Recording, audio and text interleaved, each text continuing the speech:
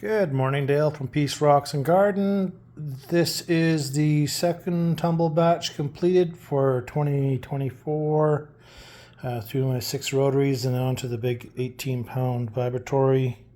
So I thought I would go through what I think I've got and would love some comments below on your thoughts. These were, for the most part, all collected Prince George North, mostly actually north of Mackenzie, but I did go down to Vancouver to do some Delicite. So here we go.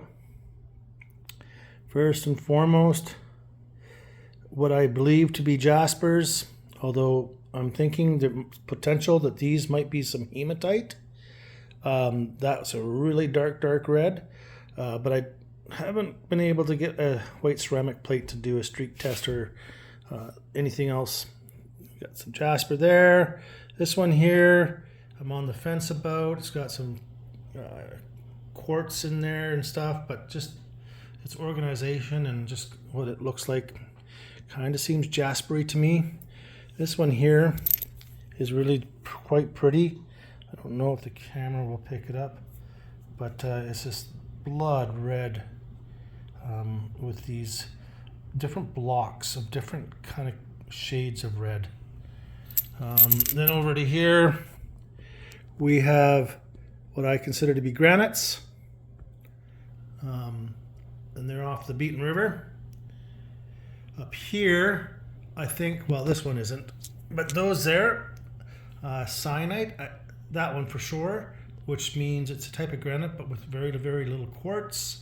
And those two I'm not entirely sure, but I put them in that pile because they have some feldspars and some biotite and stuff, so not sure.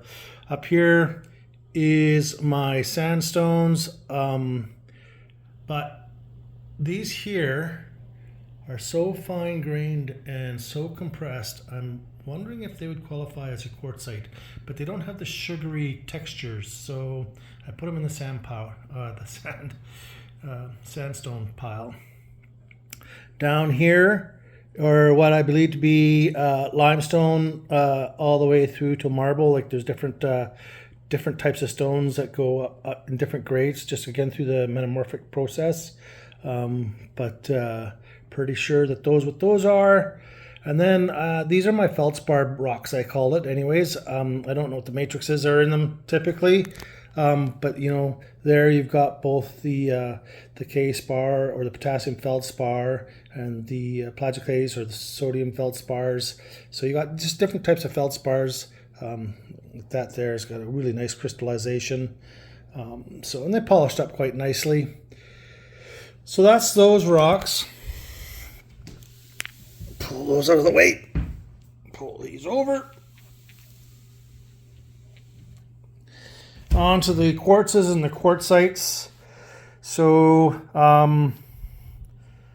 we do get lots of quartz up here, and as you can see, we get lots of different colors of quartzes. Some glitter, some are a little more translucent than others, but I do think, we get a nice mix, you know, some interesting organization or colors in the quartz. That's probably my find. We do not get a lot of really clear quartz up here, but that piece there is spectacular for that, and then a ton of milky quartz over to, and you know, this is quartz. I have looked at it quite closely, and I've come to the determination that, you know, the crystalline structure of it's very small. It's definitely silicate, so, but it's just got all sorts of neat I don't know, minerals and stuff in it. These here, I'm really on the fence of whether they're quartz or are they quartzite. Like very translucent. Like you shine the light through, she fully penetrates through, comes out, you know, and you can see You can see clear areas on the rock where you see no crystal, like it's microcrystalline, I guess you could say. Then a couple other, like up here, you get to see the granules a little bit more. So I'm wondering if this is kind of in between. I don't know. So this here is one of my favorite rocks out of the bunch, actually. In this lighting, I tried to get it to make another video, but I call this my glitter bomb. Because when you rotate it around in certain lights, it just glitters. Like literally every time you turn it, there's flashing all over it on the surface. It's really cool. Anyways, unfortunately I can't replicate it today. So again, some different quartz and quartzites. You get some really nice, like up here in the north, we get some really cool patterning and what have you in the rocks, and some colors. That there, I'm not actually entirely too sure what it is. Quite neat though. I quite like it. Over here, this is all my definite quartzites. And why I say definite is because of just you can just see all the sugary, like this one here, for instance. It's a very sugary texture. You shine a light through it, you get all sorts of refraction through the different crystals, like the quartz, all that. Basically, it was sand compressed super hard and heated up and then into these quartz structures or rocks. So I know not for a fact, but very, very, very confident those are quartzites. Go over to here. So those there, I'm not going to bother going through. So these are all my, what I call chalcedony. I don't call them agate because they don't really have any banding. You can see for the most part, they're clear. Although these here, like that there's got some botryoidal stuff to it. But I really don't know what all these eyes are that formed on the surfaces. A good example of an eye that came out, like, so you can see all these different divots in the chalcedony, but where is it? Up there. That's what comes out of those pockets. It's kind of neat. So you can kind of see all sorts of examples here. Now, some of these did come off of the Nechako River, but unfortunately the bulk of these came from Monty Lake. And I actually collected these some time ago before I was aware that there was actually a couple of claims along the highway.